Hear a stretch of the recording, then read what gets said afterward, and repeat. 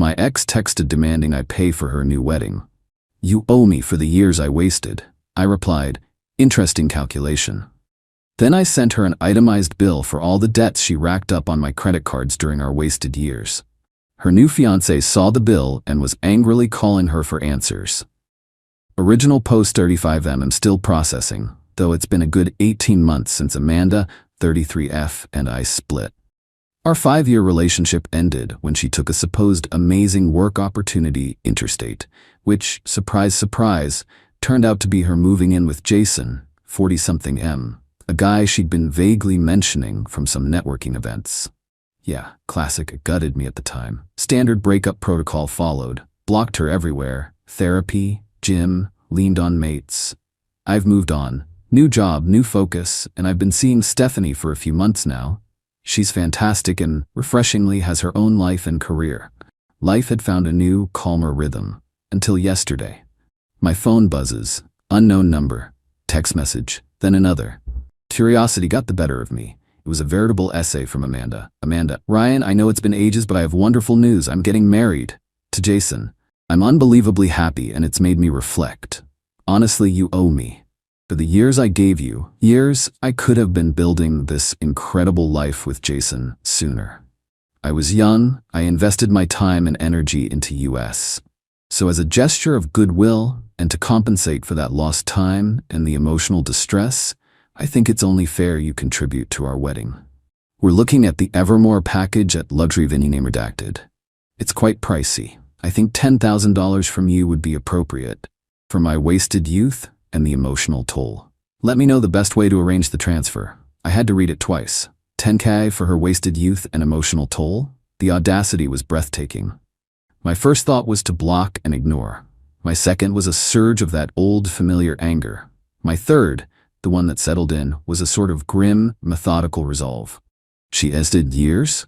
An emotional toll she wants compensation for? Okay. I replied, "Amanda, congratulations on your engagement. That's an interesting perspective on wasted years and compensation. I'll need to review my own records from that period to understand the full picture. Give me a little time." Then I got to work.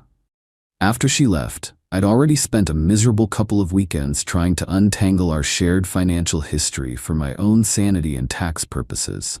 I'd used budgeting software for years, which helped categorize things, plus I'm a bit of a digital hoarder with receipts for anything significant. So, pulling the data wasn't starting from scratch, but it still took the better part of my evening and the next morning to consolidate it into something coherent, focusing only on her clearly personal expenses that ended up on my cards.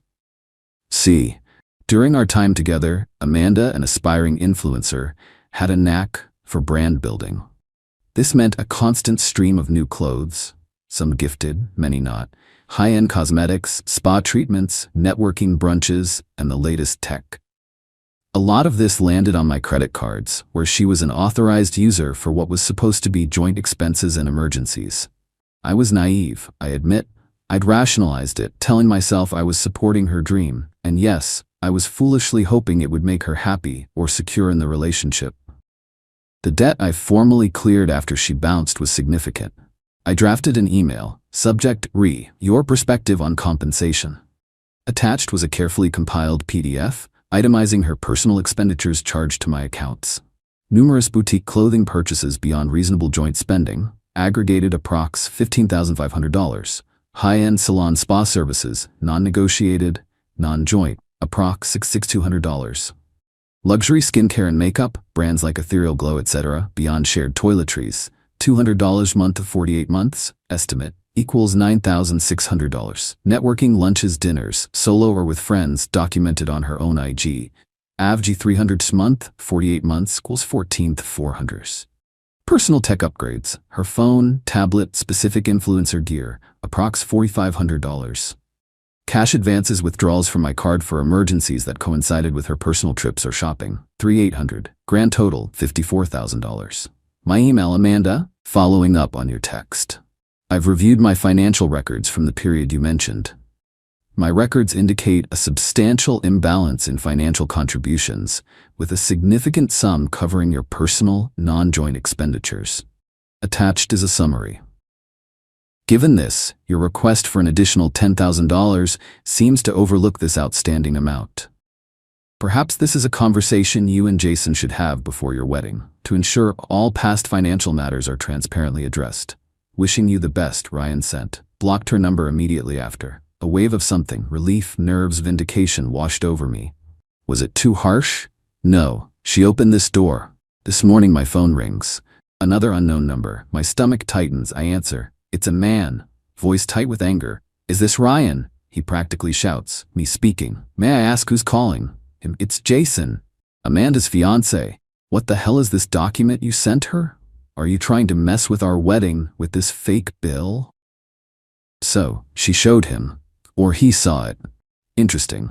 Me, keeping my voice level. Jason, good to speak with you. No, I'm not trying to mess with anything.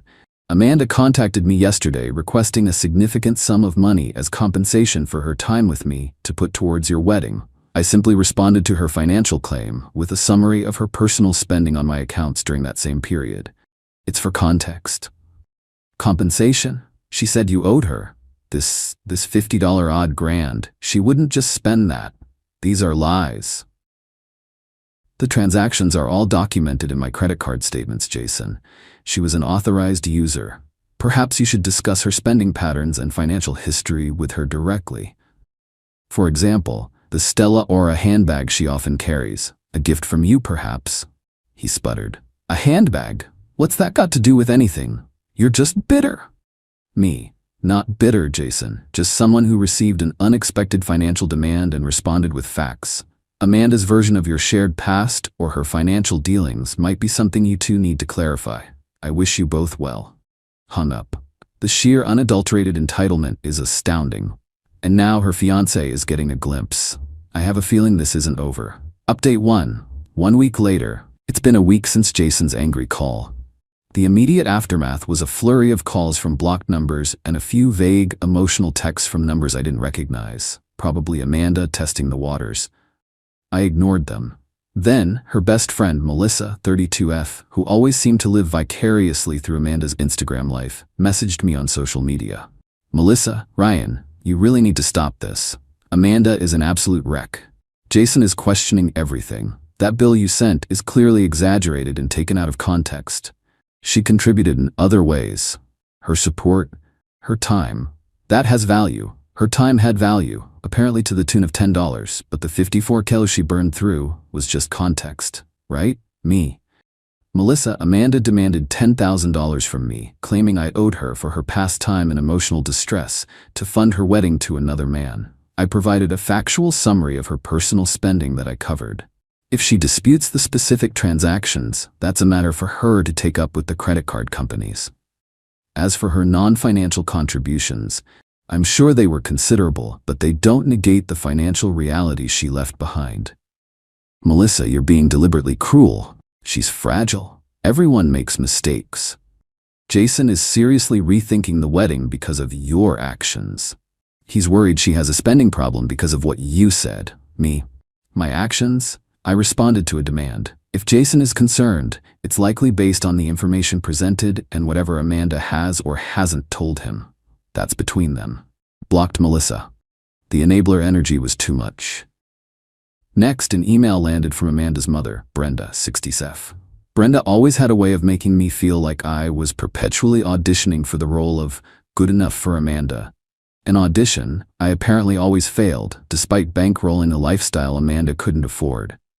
Subject regarding Amanda's well-being. Brenda Ryan, I am deeply disappointed by your recent vindictive actions. Amanda informed me of your outrageous financial claims and your attempt to damage her relationship with Jason. She dedicated years of her life to you. You should be focusing on your own life instead of trying to sabotage hers. Much of what you're claiming were shared expenses, things a man should provide in a relationship. Jason is a wonderful, stable man, ready to give Amanda the security she deserves. You should retract your baseless claims, offer Amanda a sincere apology, and seriously reconsider her very reasonable request for a contribution. It's the least you could do after the upheaval you've caused. Upheaval I've caused. And $54 is baseless. Wow. I debated ignoring it, but the man should provide bit irked me. Me, Brenda. Thank you for sharing your perspective. This situation arose solely because Amanda demanded $10,000 from me. My response was a factual summary of her personal expenditures on my accounts, not a demand from my end. These were not primarily shared expenses in any equitable sense. I have the detailed statements. If Jason is the provider you believe him to be, then perhaps he can address Amanda's past financial imbalances or fund the wedding without seeking contributions from her ex-partners. My involvement in this ended when she chose to leave. Her recent demand reopened it. I will not be retracting anything, nor will I be contributing. Any further financial demands will be referred to my solicitor. The next day, things took a more personal turn. I got a call from Stephanie, my girlfriend. She sounded a bit hesitant. Stephanie? Ryan? Hey. A slightly weird thing happened. A woman named Amanda messaged me on Facebook, said she was your ex, and that you were being very difficult and trying to ruin her wedding with false financial accusations because you're still hung up on her? She said I should be careful because you can be financially manipulative. She even attached a screenshot of what looks like that bill, but parts are blacked out, and she's written notes like he'd buy this. He instances, and this was for both of us. My blood pressure spiked. Amanda was now actively trying to mess with my current relationship. That's a declaration of war. Me, Stephanie, I am so incredibly sorry you got dragged into this. Yes, that's her. The bill is a real summary of her spending on my cards. Her annotations are self-serving lies. She demanded money. I showed her what she'd already cost me. I can walk you through everything, show you the actual statements if you want. Stephanie was quiet for a moment. Okay, wow, that's a lot. Thanks for the honesty, Ryan. Honestly, the all caps and the manic scribbling on the screenshot already made me think she was pretty unhinged. And financially manipulative?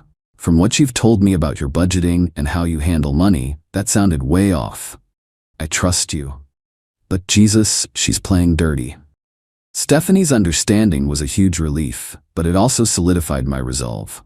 Amanda had crossed a line.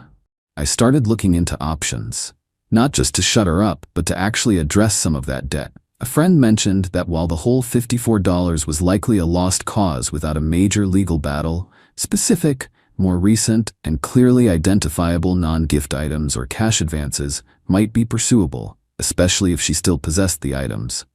This wasn't just about money now. It was about drawing a final uncrossable line. Update 2. 1 month later. Things have certainly escalated, but not in the way Amanda probably hoped. Her attempt to paint me as a manipulative ex to Stephanie? Total backfire. Stephanie saw it as a sign of Amanda's desperation, and it actually made us talk more openly about past relationships and boundaries. So thanks for that, Amanda. The social media smear campaign, however, did mildly materialize. Vague posts from Melissa and a couple of Amanda's more distant relatives popped up on some community pages about a vindictive ex trying to derail a beautiful new beginning with financial bullying. No names, but close enough to our situation that a couple of old mutual acquaintances raised an eyebrow in my direction via text. I didn't engage. My solicitor, however, drafted a pretty firm cease and desist concerning defamation and harassment. We sent it to Amanda, Melissa, and Brenda after Amanda's next stunt.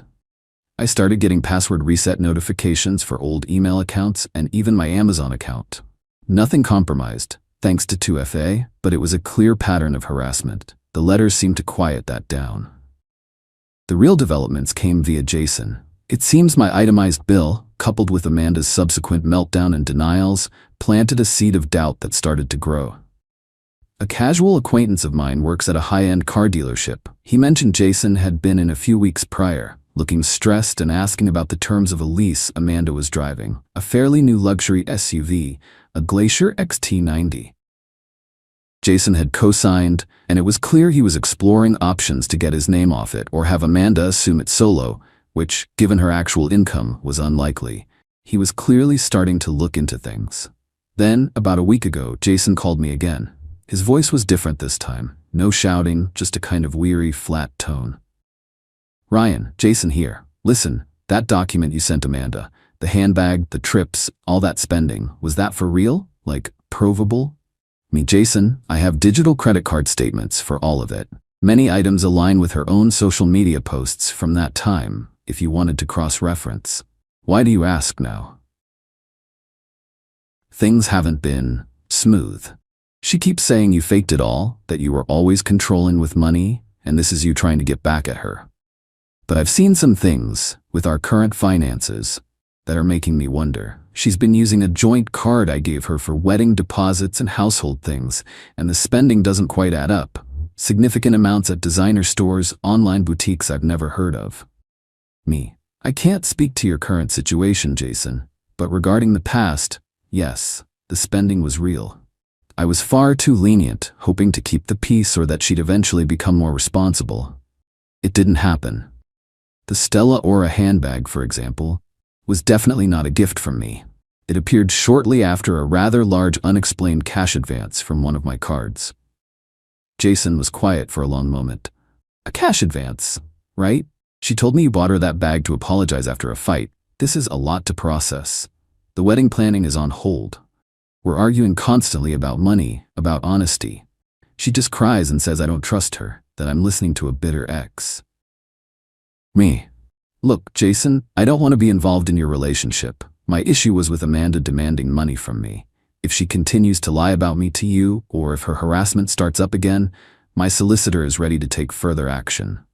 For what it's worth, if you're seeing patterns now, they probably existed before. Yeah, I'm starting to get that. Thanks, Ryan. I've got some thinking to do. He sounded exhausted. My solicitor, after the cease and desist, suggested sending Amanda a formal letter of demand for a smaller, more easily provable portion of the debt. We focused on the $3,800 in cash advances that were clearly for her personal use and a couple of high-value, non-gift items purchased in the last year of our relationship that she still possessed, totaling around $7,500. The letter stated we were prepared to pursue this in small claims court if not settled. It's not the full $54, but it's a concrete sum tied to specific, hard-to-dispute transactions. It makes a statement that there are consequences. The wedding is on hold. Amanda is apparently bouncing between staying with Brenda and Melissa. The silence from her camp is telling. Final update, 6 months later. It's been roughly 7 months since Amanda's audacious wedding fund request landed in my texts. The drama has largely fizzled out, and the resolution, while not explosive, has been deeply satisfying in its own quiet way. Amanda and Jason? Officially over. After Jason's call to me, he apparently confronted Amanda with his own findings about her spending on their joint accounts in the SUV. He demanded full financial transparency, suggested financial counseling, and insisted on a prenup if they were to proceed. Amanda, predictably, reacted with hysterics, accusations of him being controlling, and denials. Jason, having seen the light, finally ended it. The Evermore wedding package was canceled.